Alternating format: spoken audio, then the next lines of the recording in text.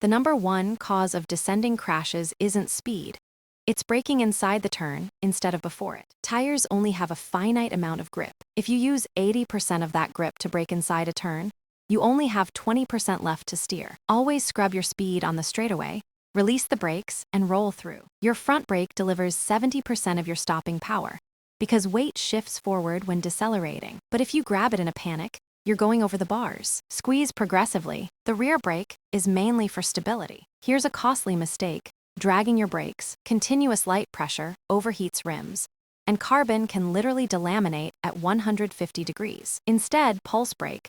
Squeeze firmly for 3 seconds, then release. Your foundation is the ready position. Keep your pedals level at 3 and 9 o'clock. Support your weight entirely on your feet, not the saddle. Hover slightly back. This allows your bike to pivot beneath you smoothly. On gradients over 10%, pros actively push their hips behind the saddle to lower their center of gravity. Always keep hands in the drops. The tops are simply too far from the brakes. Your bike follows your eyes. This is where target fixation ruins riders. If you stare at the pothole you want to avoid, you will steer directly into it. Force your eyes 30 meters down the road, looking at the exit. For maximum aero on straightaways, tuck your chin and flatten your back. But entering a technical section, pop up slightly with fingers covering the brake levers so you can react instantly. Wet roads instantly reduce tire grip by up to 50%. You need to drop your entry speeds by at least 20%. Watch out for painted lines and metal grates.